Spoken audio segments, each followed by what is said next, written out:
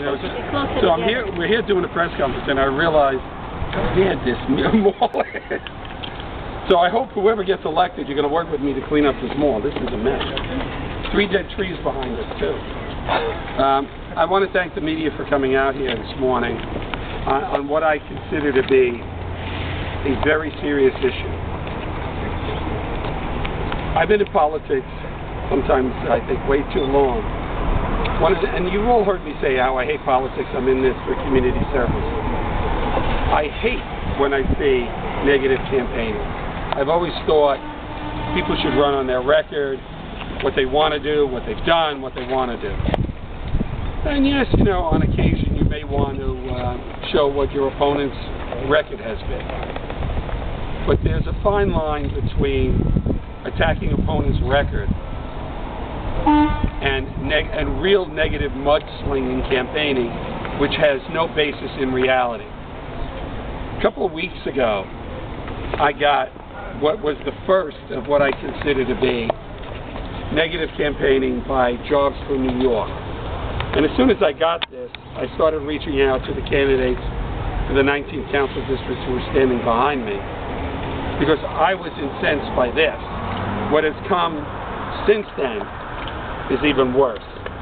Now, some of you know Jobs for New York is an organization basically funded by the Real Estate Board of New York in an effort to control the city council, the next city council. And what is the Real Estate Board of New York interested in? And that is development.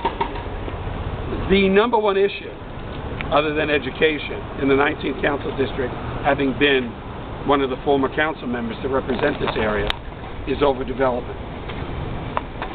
Now, one can make an argument that the Real Estate Board is using its money and its influence to try and control this council district, which would then be, if they are successful in electing their candidate, who is obviously Paul Vallone. Paul Vallone has been endorsed by them, that we would face serious development issues.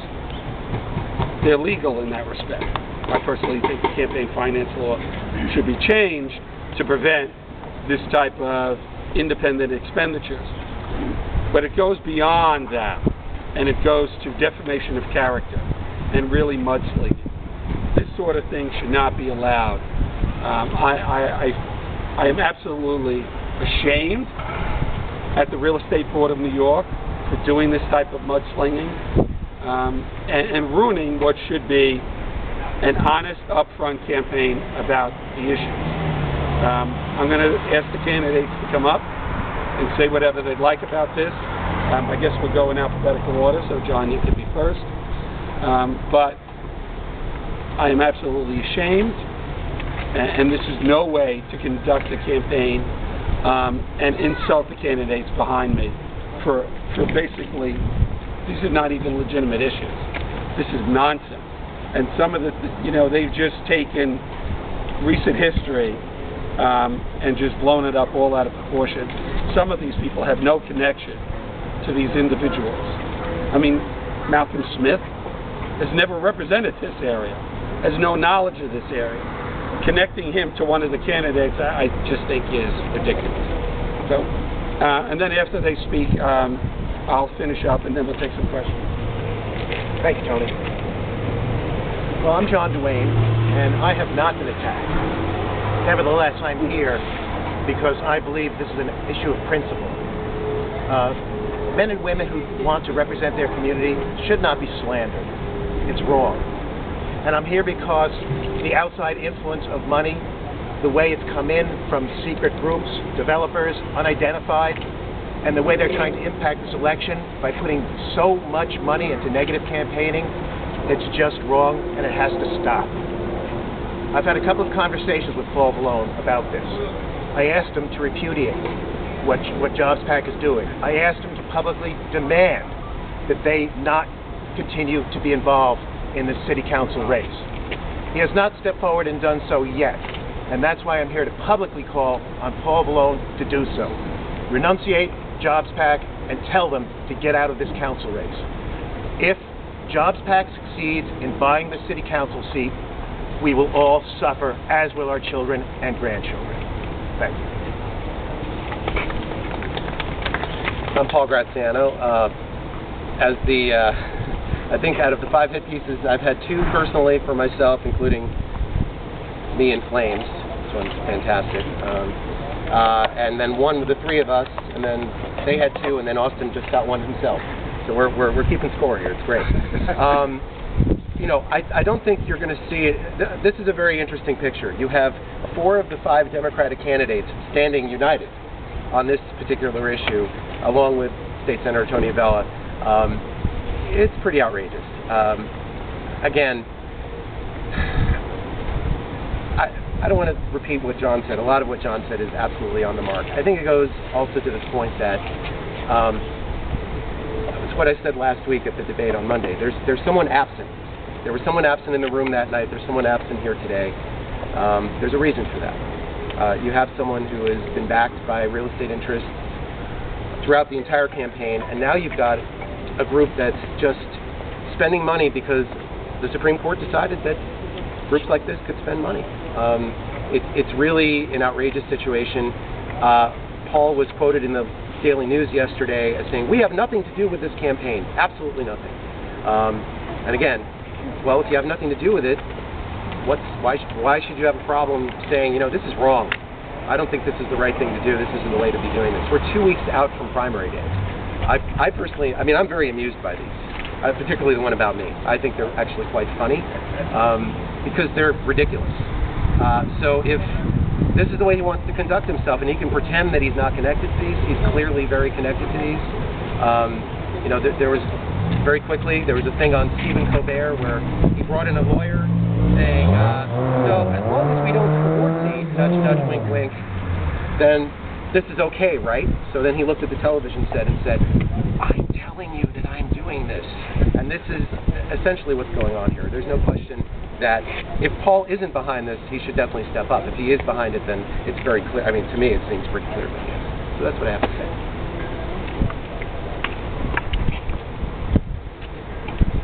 Actually, I wanted to start by thanking Senator Avella for showing the courage and the character to bring everyone together to stand up to these malicious attacks that have absolutely no place in public discourse, no place in our community, and no place in a campaign for public office.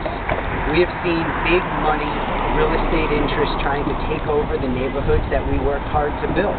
They're spending hundreds of thousands of dollars exploiting loopholes in campaign finance laws to elect council members that are going to do their bidding, that are going to work for the real estate industry instead of the public. But they're going to find out that we can't be bought and our community is not for sale.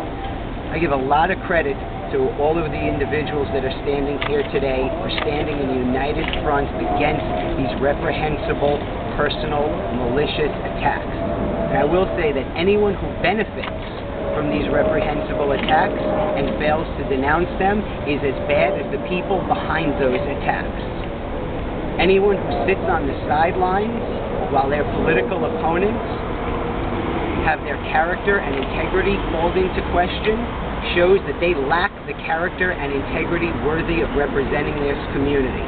And I'm very proud to stand with everyone here today, united against these reprehensible attacks. Thank you. Thank you, Senator Avella, and to John, and to Austin, and to Paul Graziano for being here today.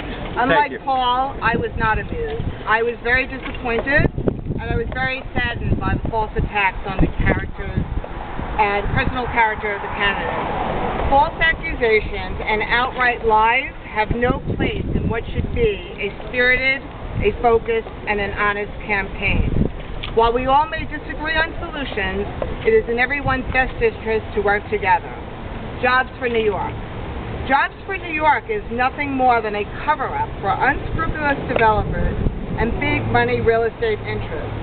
The people of this district are not going to be fooled by them, nor are they going to be fooled by the garbage that they are putting into the homes of the great people in this community. Paul Vallone. Paul Vallone has been endorsed by developers. He has accepted tens of thousands of dollars from developers, from lobbyists, and from real estate interests. And he is very happy and he is willing to accept over $100,000 in expenditures that Jobs for New York is making on his behalf. Our message today is united, and it is clear. Our neighborhoods are not for sale to the highest bidder. Paul Vallone should have been ashamed of the actions that Jobs for New York has taken on his behalf, but clearly he has no shame. Paul Vallone could have denounced the actions of Jobs of New York. He could have asked them to stop spending on his behalf, but he did not. Integrity, transparency, and family values are not words that should be used lightly. We have a proven track record of service to this community, and we will continue to focus on the issues that are important. Public safety, education, and quality of life. That's what matters in this election. Thank you. I'm not going to say anything more than what the candidates have said themselves. I think they hit the nail on the head, each one of them. I do want to thank all of them for coming here and standing together to denounce this, one of the worst mudslinging campaigns I've seen in a long time. This type of negative campaigning is never acceptable, but this is, again, one of the worst things I've ever seen in this council district, where everybody tends to work together for the betterment of the community. Any questions for myself or any of the candidates? Mr. Duane mentioned that he had already reached out to Paul Vallone to have him denounce the attacks. Have any of you tried to contact him privately or in any other means to try to get him to denounce the attacks? I don't speak to cowards. I have done. And I haven't either. You know, the purpose of this press conference, I think, is to send a very strong message that we're not going to tolerate this, and the people of this district are not going to tolerate it. And I stand by what John Duane said. I think if he wants to repudiate it, he should, and he should have done it already after the first piece. Exactly. After the first piece. And this nonsense about independent expenditures, even if you didn't know after the first piece, you know. You could have easily called them and said, listen, I'm that type of candidate. You're going to stop doing this, or I'm going to refuse your endorsement. Obviously, that hasn't been done. There's another candidate in Brooklyn who did actually do that. You know what I'm talking about? Yeah. Who was it? What's his name? It's a woman. Lori. Yeah. So they did it, and she said, stop. After the first piece, and she wouldn't take any money from them after that, etc. Anybody else? How many pieces altogether? 4? 5. Well, 4 that I have, but he said another piece came out today. They're apparently not going to everybody. Right. They're targeting. Yeah, they're targeting people. So it's hard to know how many. We believe at least 5. We didn't get them. I don't think you never got a piece, did you? Did you? No. No, and I never got a piece. I've gotten 4. Did you get any? You've gotten 4. I've gotten 4. I didn't get the latest one. Yeah. It was a fire. But I've gotten 4 myself. Of course, I'm a prime voter. Anybody else? Well, thank you for coming out, and I want to again thank the candidates for standing together. Sure.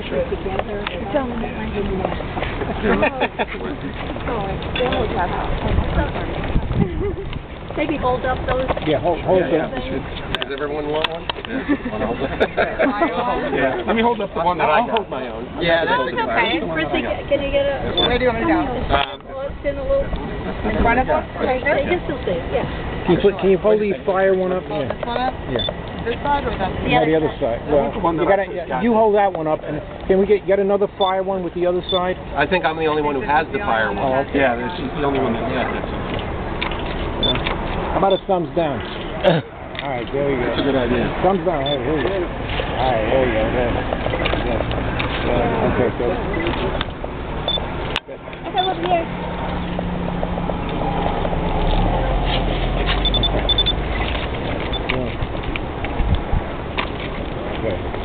Okay, look over here one sec. Okay, thank you. Okay. Thank you. Thank you, everybody.